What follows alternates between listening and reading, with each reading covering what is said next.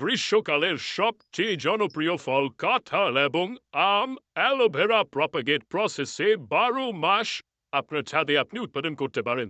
এই প্রক্রিয়ায় কাঁঠালের ফলন হতে মাত্র 3 মাস সময় লাগে এবং এত সহজ এই প্রক্রিয়াটি যে কেউ অনুসরণ করতে পারেন।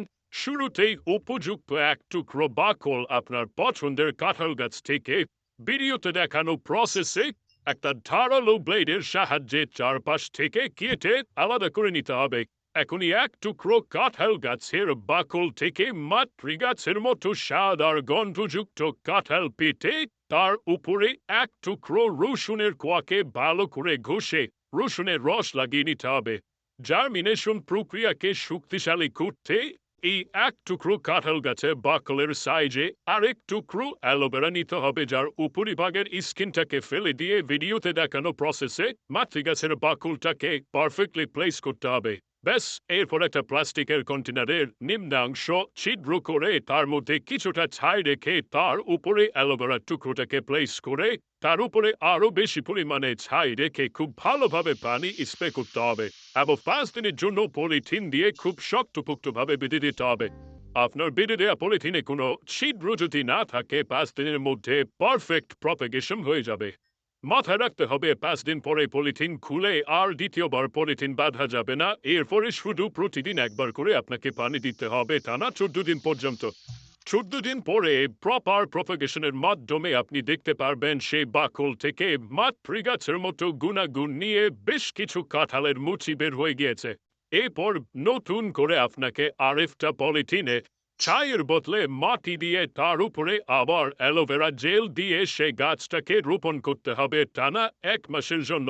মনে রাখতে হবে কাঁঠালের বীজ থেকে জার্মিনেশন করা চারাগুলো যতটা শক্তিশালী হয়, প্রপাগেশনের মাধ্যমে বাকল থেকে তৈরি করা চারাগুলো খুবই দুর্বল হয়, কিন্তু এখান থেকে যে ফলের উৎপাদন হয় সেখানে মাতৃ গাছের পরিপূর্ণ গুণাগুণ থাকে। নতুন পলিথিনের ব্যাগে টানা 1 মাস ধরে প্রতিদিন প্রয়োজন অনুযায়ী পানি দিয়ে গেলে 1 মাস পরে দেখতে পাবেন কাঁঠালের মুচিগুলো বেশ পরিপক্ক হয়ে গিয়েছে। কিন্তু এই মুচিগুলো থেকে পরিপক্ক কাঁঠালে রূপান্তরিত হওয়ার জন্য আরো বেশি পুষ্টিগুণের দরকার, যার কারণে বীজতলায় আরো বেশি মাটি প্রয়োজন। এখন আপনাকে পুনরায় একটা বড় বালতিতে বেশি পরিমাণে মাটি দিয়ে সেখানে পুনরায় পূর্বের মতো করে অ্যালোভেরা জেল দিয়ে নতুন করে চারা গাছটি সেখানে রোপণ করতে হবে। নিয়মিত একবার করে পানি দিয়ে গেলে 60 দিন পরেই দেখতে পাবেন আপনার মুচিগুলো পূর্ণাঙ্গ কাঁঠালে রূপান্তরিত হয়েছে। বলে রাখি, এই কাঁঠালের স্বাদ এবং গন্ধ হুবহু মাতৃ গাছের মতোই হবে।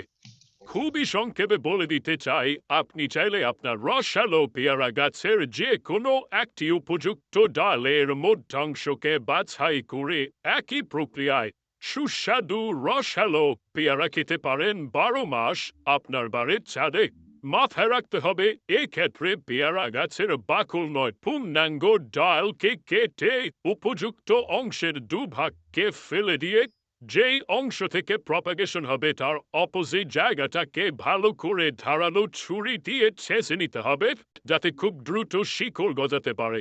এরপর একই প্রক্রিয়ায় একটা টিস্যু পেপারের মধ্যে পর্যাপ্ত অ্যালোভেরা ন্যাচারাল জেল লাগিয়ে সেখানে প্রপাগেশনের জন্য কাটিং করা পেয়ারা ডালটাকে মুড়ে একটা প্লাস্টিক কন্টেনারের নিচে কোকোপিট রেখে তার মধ্যে টিস্যু পেপারটাকে রেখে তার উপরে পর্যাপ্ত কোকোপিট দিয়ে ভালো করে পানি স্প্রে করতে হবে।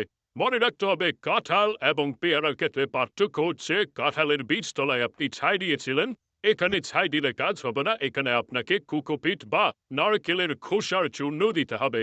প্রিয় দর্শক, এরপরের ধাপগুলোতে তেমন কোনো পার্থক্য নেই। যে বিষয়টা আপনাকে জানিয়ে রাখা প্রয়োজন, 12 দিন পরে প্রপার প্রপাগেশন হওয়ার পরে গাছটাকে উঠিয়ে ভালো করে ধুলে আপনি দেখতে পাবেন নিচের যে অংশটা আপনি ধারালো ছুরি দিয়ে ছেঁচে দিয়েছেন সেই অংশে খুব ভালো করে শিকড় বেরিয়েছে। এরপর আগের মতোই প্রসেস, পলিথিন কন্টেইনারে মাটির মধ্যে অ্যালোভেরা জেল দিয়ে সেখানে নতুন চারা গাছটি রোপণ করবেন। 40 দিন টানা পানি দিলে আপনি দেখতে পাবেন পেয়ারা গাছটা বেশ বড় হয়ে গিয়েছে।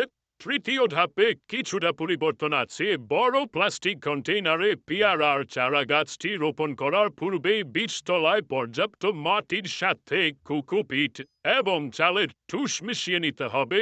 এরপরে টানা 40 দিন পানি দিলেই আপনার ছাদের সেই পেয়ারা গাছটিতে পর্যাপ্ত ফলন হবে। আর হ্যাঁ, বরাবরের মতোই প্রপাগেশন প্রসেসে উৎপাদন হওয়া এই রসালো জুসি পেয়ারা প্রতিটা কামড়ে আপনার মনে হবে মাতৃগাছের স্বাদ এবং গন্ধ অটুট রয়েছে। প্রিয় দর্শক, হুবহু একই প্রসেসে আপনি চাইলে আমেরও প্রপাগেশন করতে পারেন। ভিডিও লম্বা হয়ে যাবে বিধায় এখানে আমি তা বিস্তারিত বলছি না, শুধুমাত্র দেখাচ্ছি আমের প্রপাগেশনের মাধ্যমেও সরাসরি আপনি মাত্র ৩ মাসে আপনার বাড়ির ছাদে আমের ফলন পেতে পারেন। কোনো পার্থক্য নেই, পেয়ারার প্রপাগেশন প্রসেস এবং আমের প্রপাগেশন প্রসেস হুবহু একই। টেকনিকগুলো উপকারী মনে হলে বিনীত অনুরোধ করছি আপনার প্রিয়জনদের সাথে ভিডিওটি শেয়ার করবেন অথবা তাদের ট্যাগ করে দিবেন।